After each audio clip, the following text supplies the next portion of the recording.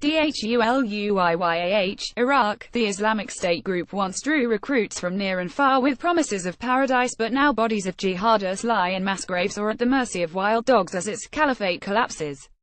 Flies buzz around human remains poking through the dusty earth in the Iraqi town of Dhuluyah, 90 kilometers 55 miles north of Baghdad, at a hastily dug pit containing the bodies of dozens of his fighters killed in 2015. They should have ended up in the stomachs of stray dogs. Local police officer Mohammed Ali-Buri said, "We buried them here not out of love but because we wanted to avoid diseases." At one stage, is ruthlessly wielded power over a vast swath of territory straddling Iraq and Syria, but a military onslaught on multiple fronts has seen its fiefdom shrink to a last few pockets. Since the launch in 2014 of airstrikes in Iraq and Syria against the group, a US-led coalition says around 80,000 jihadists have been killed. The overall number of dead is higher if you include those targeted by Russian and Syrian strikes. In agricultural Dhuluyah, on the banks of the Tigris River, residents faced a common dilemma over what to do with the corpses of his fighters after local Sunni militiamen beat back the jihadists in fierce clashes. "We could have thrown them into the water, but we love the river too much to pollute it," said the local policeman, who lost his own brother in the violence. "The people here as well as their animals drink from the Tigris." Local finally decided to dig a mass grave for the fighters, but they said they refused to honor them with Islamic rites. "We buried them with bulldozers. Even in the ground they are still mired in their own filth," said farmer Shailen Ali-Buri. "They said that they would go to paradise to enjoy the gardens of delights, but this is how they ended up." The desolate site is in stark contrast to a nearby graveyard surrounded by a red brick wall a few hundred meters away. There, the martyrs who died helping to stop the jihadi advance lie in well-tended tombs adorned with their portraits and shaded by trees. Elsewhere, in western Iraq's Anbar province, the luckiest among these dead appear to be those killed during its offensives against the army in 2015. In the center of Fallujah, the first major city captured by the group in 2014, hundreds of memorials in a makeshift cemetery bear the noms de guerre of foreign fighters buried by their comrades.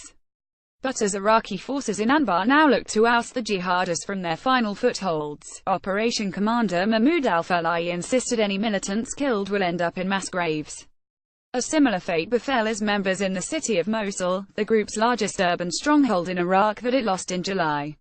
There, a senior Iraqi commander said, "Authorities used earth-moving equipment to bury the jihadists after we collected information on their identities and nationalities." Across the border in Syria, where competing Russia and U.S.-backed offensives are squeezing IS, the Britain-based Syrian Observatory for Human Rights estimates some 50,000 IS members have been killed.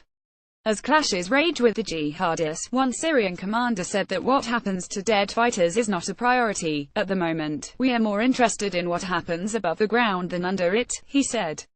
Another military source said the identities of the fighters can provide useful intelligence. "The terrorists try to collect their dead.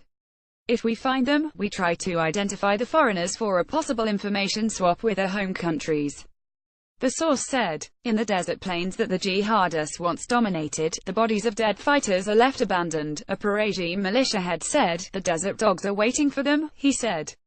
When fighting ends, the jihadists come out of their hiding places to collect the remains. A spokesman for the U.S.-backed force close to ousting is from the city of Raqqa said the bodies of the group's members are generally buried whenever possible, but sometimes due to snipers or because they are under rubble, some of the bodies end up rotting, said Syrian Defense Forces representative Mustafa Bali. While the rank and file are often left forgotten, IS appears to have taken care to hide the final resting places of prominent Western jihadists. The figures who were well known and wanted by the international community are buried at secret locations, said Syrian Observatory head Rami Abdulrahman. Those include notorious British executioner Mohammed Emwazi, known as Jihadi John, propaganda chief Abu Muhammad al-Adnani and military leader Omar al-Shishani. There has been no record of bodies of foreign jihadists being repatriated, said Abdel Rahman.